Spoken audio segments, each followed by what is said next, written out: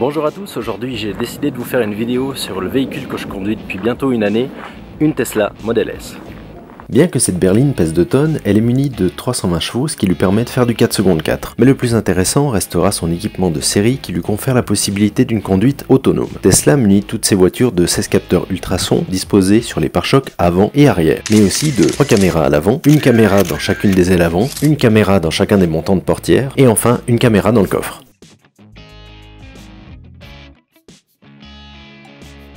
La version 9 nous offre l'arrivée d'un contrôle rapide qui est le bienvenu surtout quand nous sommes en train de conduire. La totalité des menus ont été réorganisés en une seule liste sur la gauche, ce qui nous permet de ne plus avoir de sous-menus contrôle et paramètres. Les options pour la ventilation ont été revues avec beaucoup plus de lisibilité.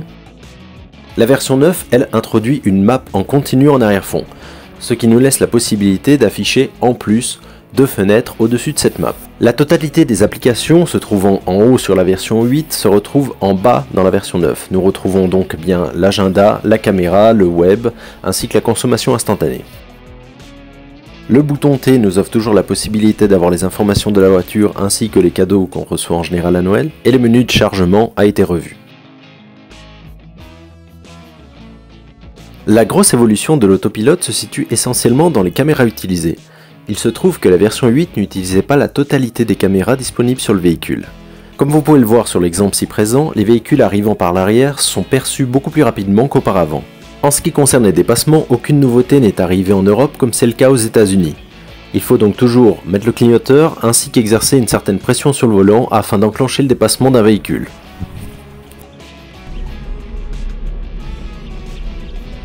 En ce qui concerne l'autopilote, je n'avais pas grand chose à lui reprocher, en particulier sur l'autoroute.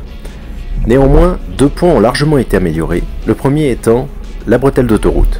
Comme vous pouvez le constater avec l'exemple suivant, la 8.1 n'arrive absolument pas à prendre la bretelle d'autoroute pour y rentrer.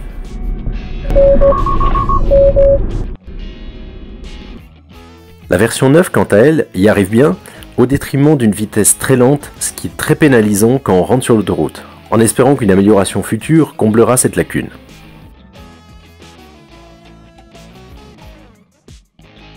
Le deuxième défaut était que dans certains tunnels, l'autopilote se mettait à freiner de façon intempestive et complètement aléatoire.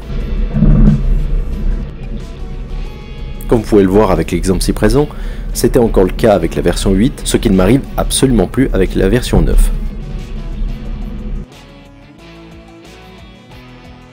S'il y a bien une équipe de geeks qui a le droit de se lâcher, c'est bien celle de Tesla. Le constructeur nous fournit, à raison d'une fois par année, de petits cadeaux inutiles, mais qui font toujours sourire. Cela passe par des jeux Atari, une visite de Mars, un coussin péteur, transformer notre véhicule en version James Bond, ou encore un adorable feu de cheminée afin de passer un bon moment en couple. Ceci étant dit, dans un domaine plus sérieux, Tesla nous gratifie de mises à jour ajoutant des fonctionnalités ou en les améliorant. Dernièrement, j'ai reçu le mode chien que vous voyez à l'écran, et le mode sentinelle, quant à lui, s'est amélioré d'un contrôle via 3 caméras. Ma vidéo touchant à sa fin, j'espère avoir satisfait votre curiosité concernant Tesla. N'hésitez pas à utiliser mon code de promotion qui se trouve dans le descriptif et qui vous permettra de bénéficier de 1500 km de supercharge gratuit en cas d'achat d'une Tesla. En espérant vous revoir bientôt, merci de m'avoir suivi.